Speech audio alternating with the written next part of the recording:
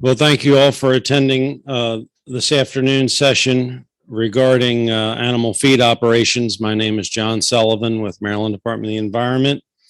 I know he doesn't want the attention, but we're honored to have Secretary of the Environment, Ben Grumbles, in the room. And you can direct all your questions to me before you get to him, and I'll try to put out the fire. Raise of hands. Are there any non-poultry producers in the room? Oh, there you go. Half the room is non-poultry. Good. I wanted to give a little background on where we fit at MDE. MDE is broken down into administrations. The AFO program is in the Land and Materials Administration, and I oversee the Resource Management Program. So that would be biosolids, that would be animal feed operations, and that would be waste diversion. Has become an increasingly popular program in the state of Maryland. I'm also proud to have great working relationships with Maryland Department of Agriculture, the University of Maryland, NRCS, and the commodity organizations, whether you're beef, dairy, poultry, what have you.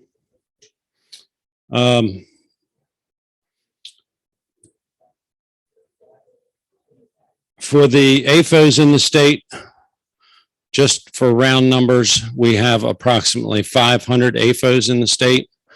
20 of them approximately are west of the bay and are non-poultry related. So we have one turkey, one duck, and the rest of that 20 would be dairy.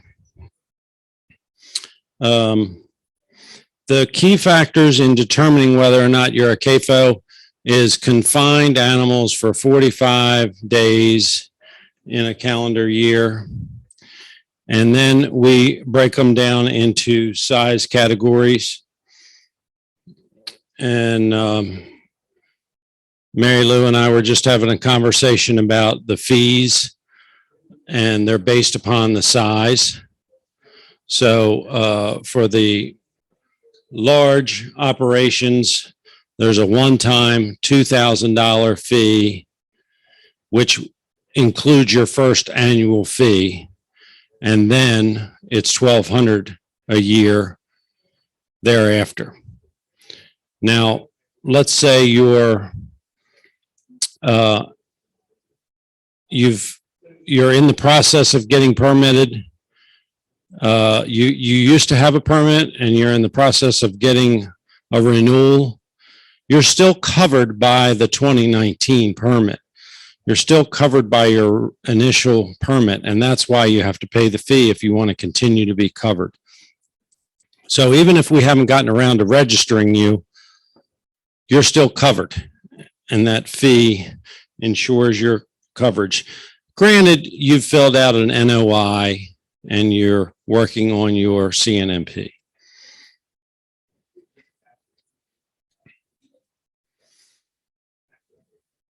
So the production area is defined by that confinement area, your manure, your feed, and your waste containment.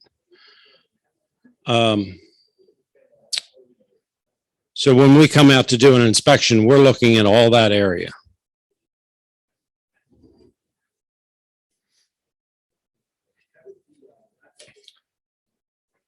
We're also looking at the land application area associated with the CAFO.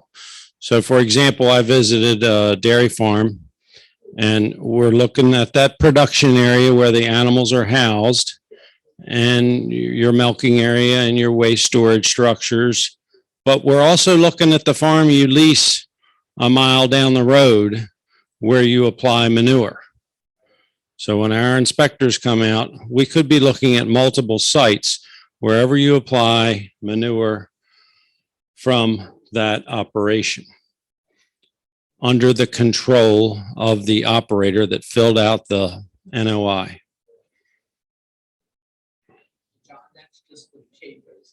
Correct. Land versus no land. So the majority of our operations are no land, meaning your manure gets exported off the farm. That's the majority of the poultry operations on the shore. And that's why the manure transport programs become pretty popular and doesn't have any money left. And we keep infusing money into that program. By the way, someone in the audience asked me about fees. Up to 50%, up to $200,000 of the fees that we collect, the annual fees that we collect, that money goes to Maryland Department of Ag for the implementation of BMPs. So the fees are going to something good other than, it is, it's going to BMPs.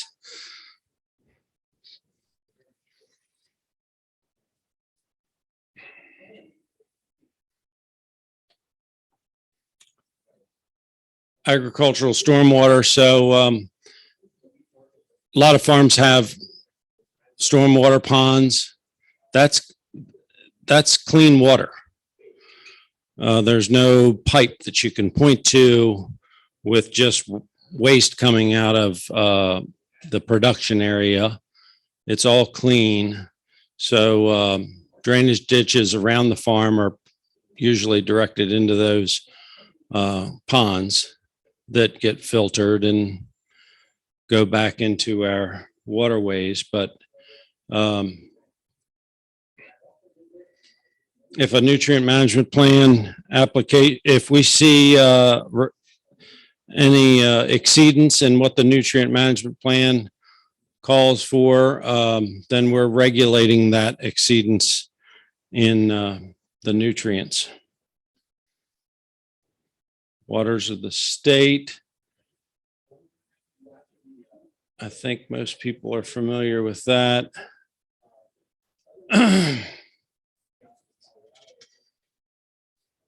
So we're looking at manure, litter, processed wastewater, discharges. It excludes precipitation related discharges up to the 25-year storm event.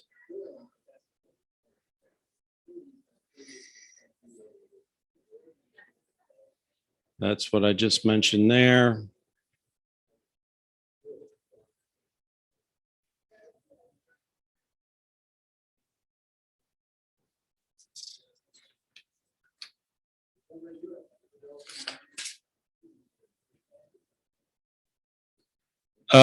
One important fact I wanted to communicate is compliance with the permit. When we get, Darren, what slide am I on? Oh, all right. Inspections. Sorry about that. EPA was just down. They do 2 random inspections, not random. They warn us ahead of time, but they come down for 2 inspections every year, every other year. We visited a poultry operation and a beef operation. EPA requires us to do an inspection on every CAFO once every 5 years. And we use a checklist for our inspections. We're in the process of working with Maryland Department of Agriculture and sharing what we're looking for on inspection and what Maryland Department of Ag is looking for on inspection. And we want to compare our notes and figure out the similarities and differences and how we can better work together on those inspections.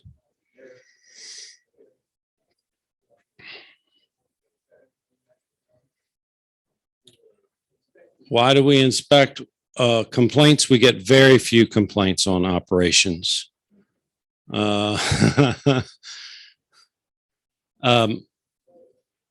If you're a new operation, we're going to come out and inspect. If you're a MAFO or a CAFO, the size chart that I went over earlier, we're going to verify the size of your operation. It's based upon your production records with your integrator, or it's based upon the square footage of the building. It's based upon capacity.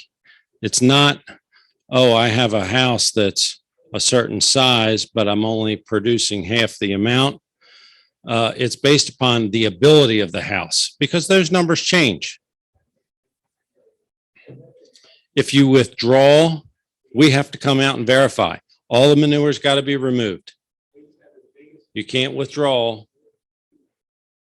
without the manure being removed from the structure. We have a close working relationship with financial institutions. Mid-Atlantic Farm Credit's calling all the time and saying, we're getting ready to transfer a farm. Do they have a current permit? Can we do a transfer? Oh, they withdrew a year ago. Where do we go from here? I'm often asked, oh, Sullivan, do you have a permit on so-and-so's farm? Give me a name and address and I'll get back to you. I get back. Customer service is a pretty big priority for this administration. I get back to them. Turns out, oh, they were below 37,500 birds, so they didn't have to get a permit. So it's like they're telling on them, but you didn't have your facts straight.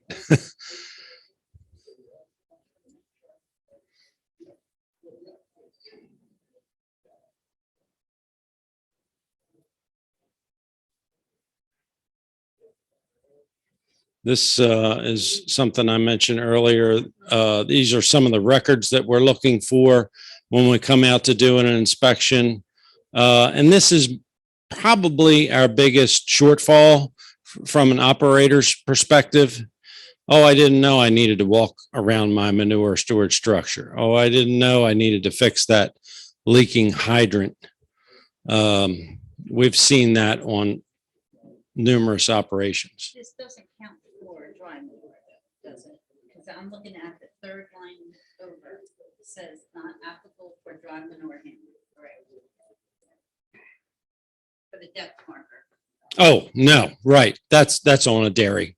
That would be on a lagoon, the depth marker. But the rest of it has to be done. Uh-huh. Okay. So what we saw when EPA came down is a board broken out on your manure storage structure on a poultry operation. Fix the board. We'll be out in 2 weeks and it's fixed. A little bit of manure or feed spilt on a heavy use concrete pad. Clean that up. And literally they cleaned it up while we were there. So the documentation says addressed on site during inspection. But with liquid dairy manure, number one problem is that depth gauge in the pit is missing or broken or. Hey, John, just to let you know, in the new NRCS standard, they've actually added that into the standard that all liquid storages have to have a depth gauge. So we're backing each other up. Yeah, it's in the draft standard. Thank you, Jason. Darren Alice is our new chief of the Animal Feed Operations Division at MDE. He comes from a background in nutrient management with Maryland Department of Ag. So he's very familiar with the ag industry, and he's going to continue this presentation.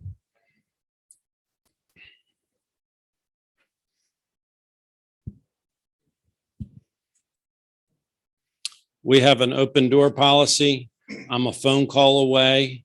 We have a booth downstairs. We've been at every Farm Bureau convention since I've been with the agency for over 5 years. Everybody has my cell phone number. Feel free to call me. We're all about customer service. And as is Darren. Thank you, John, and greetings, everybody. I know there's some familiar faces here I've seen here at the Farm Bureau Convention.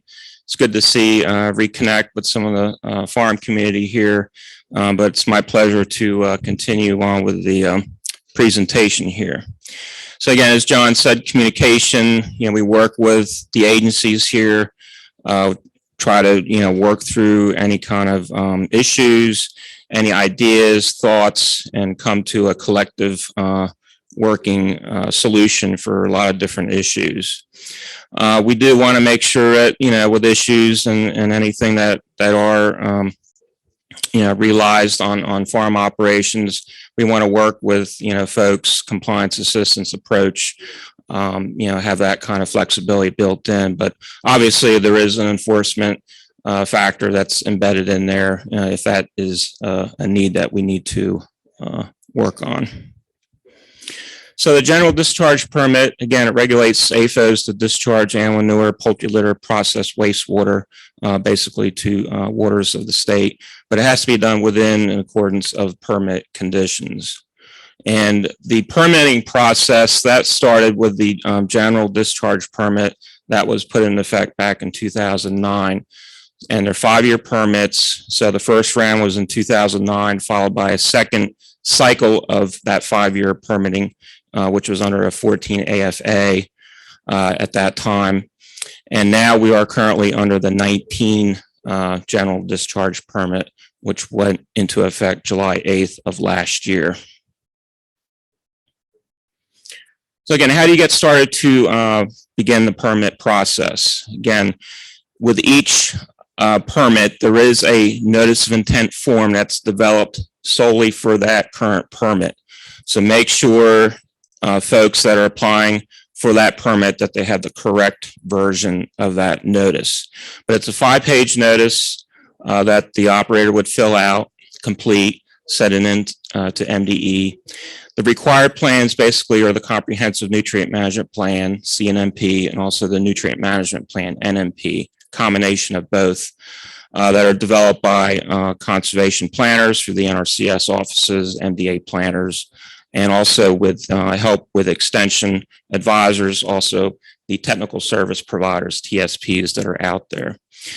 You would send in the NOI, the required plans, to MDE for further review. Embedded in the required plans, there has to be the 9 minimum standards addressing water quality set forth by EPA. A lot of these areas do cover the production areas listed here, a lot of the situations that John had mentioned here. Also, the land application side of things would also have to be addressed in these required plans. If there is manure and being applied, you also have the soil tests that would be included for those land applying operations. So again, renewal process here, currently registered operations seeking continuation coverage under a new permit. So again, each AFO permit, it is a 5-year term, but the application is required for coverage for the new permit. Requirement is there in place for the 19 NOI. That was required to be submitted, filed to MDE by September 6th of last year. And once we received that, that meant that that operation can have administrative extension of that permit from that time, which was the 14 permit. And that's important because then work can begin on the planning stages for the new permit, get that filed so we can have that in place for 19. Again, why don't want to get full 5 years of coverage? Well, again, once your registered permit coverage continues until you may sell the farm, there may be transfers, closures, et cetera, different situations, scenarios that may be in place that would cause, not the full effect of the 5 years that you would have for that permit. Again, every 5 years, you would send in the NOI seeking permit coverage. And again, there is a review process followed by internally, followed by a public participation process, which is 30 days, the first 20 of which the public can request a public hearing, and the full 30 written comments can be provided for that process. If there is no public comments provided, then the registration can then be issued to that operation. So new operations, so it's not covered by an AFO permit. So it could be a totally newly constructed operation. New owner may be involved. So again, those are the operations, if they're new, we want them to have coverage on their permit. We want to get that process started because it is a process. It takes time. There's a lot of days involved. So we want to get started as early as possible. So it is in your best interest to, work with us to begin that process. Some of the new requirements in the general discharge permit that came about with 19 AF, name and distance to the nearest water body, the 12-digit watershed name and number, the water quality status, so the total maximum daily load impairments for these watersheds. So again, nitrogen, phosphorus, bacteria, and sediment are those concerns. Tier 2 watersheds, they have to be addressed. If outdoor air quality is a resource concern, we want to have that included as well. Poultry pasture, that would have to be addressed as well. And a resource concerns evaluation worksheet, basically addressing all the different issues, concerns that may be, associated with that particular operation. So we have tier 2, we have a mapping system here, tier 2 watersheds. So again, the tier 2s basically would include, let me get my notes here, the existing water quality. If it exceeds basically the water quality standards, it is in a tier 2 watershed category.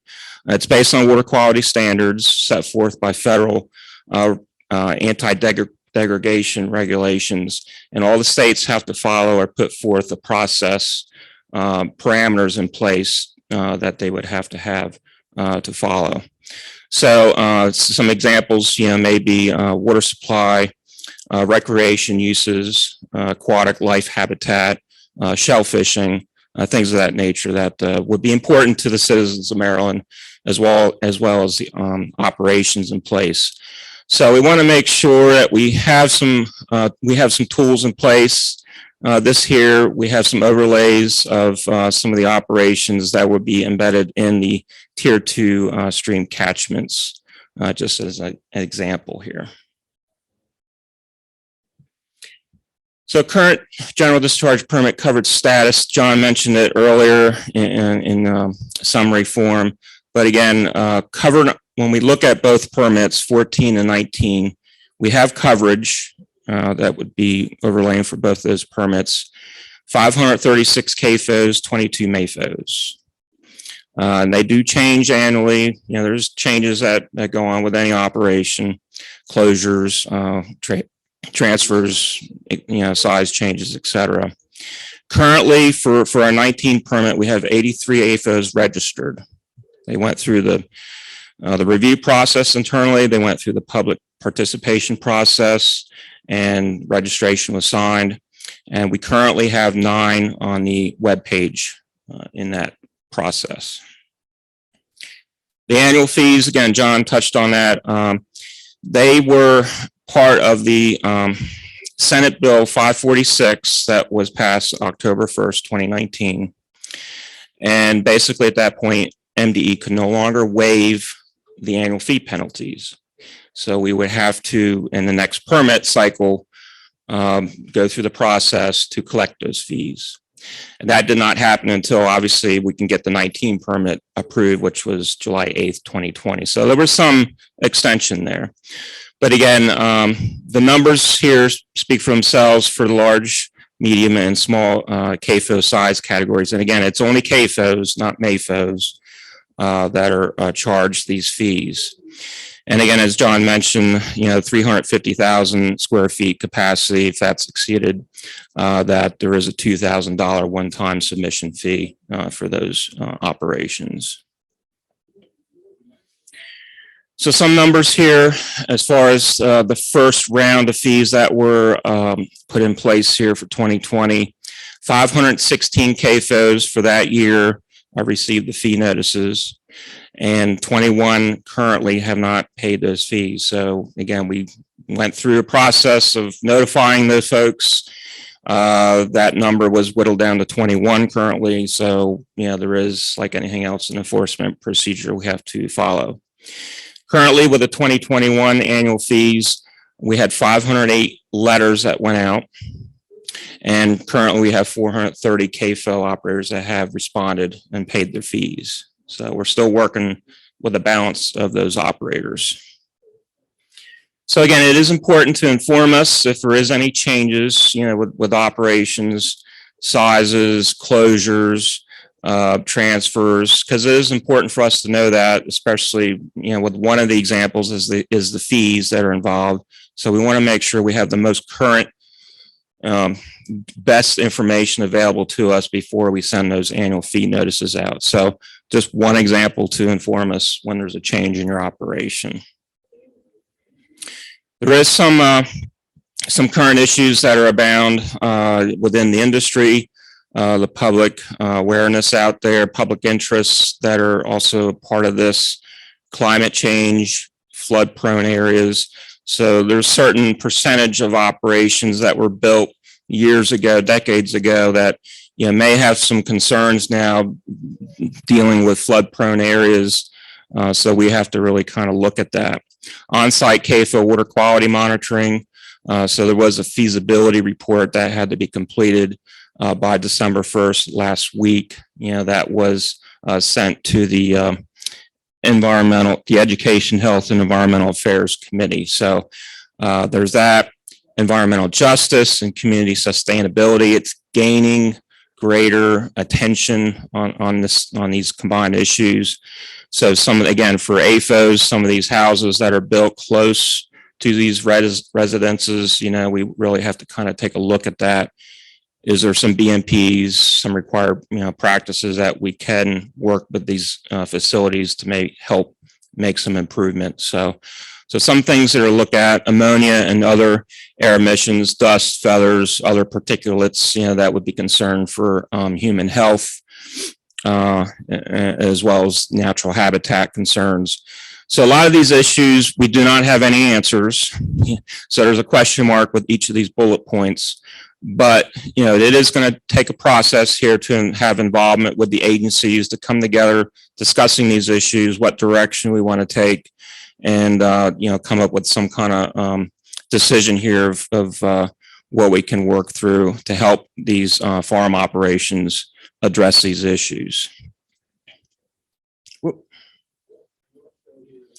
And that ends the presentation. So again, you can contact John or myself with any information. We look forward to any kind of feedback. If there's any thoughts or questions or anything that you want to, forward on to me or John independently, ideas, things of that nature, it is helpful for us to really kind of consider that in developing, any kind of making any decisions, down the road, that we can consider. So we definitely welcome, entertain any of those kind of comments. I think you probably want to touch on something here. I just wanted to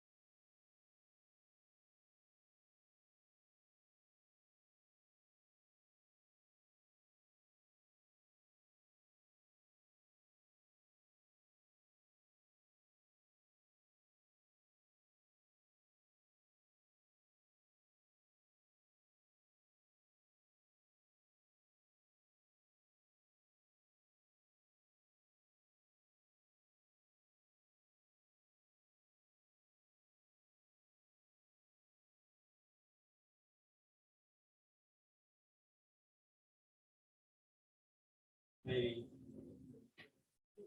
MDE has the mapping capability. And we have done examples of 3 mile radius around, let's say, Princess Anne, for example. So we can do a map of all the CAFOs within a 3 mile radius of Princess Anne for environmental justice purposes or for climate change purposes. So flood prone regions of the state. And that can be helpful throughout all of state government and environmental groups. So I just wanted to point out a couple of those things. And we're welcome to any questions that anyone might have.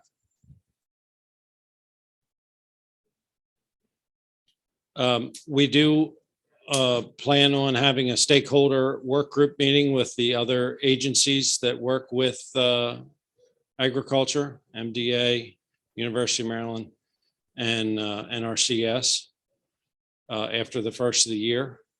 So we're going to start with the agencies first, and then we're going to build upon that. Pre-COVID, we used to do that with other stakeholders, but we're going to meet with the agencies first and come up with the agenda, the appropriate agenda, and then we'll start having those more of those stakeholder engagement sessions.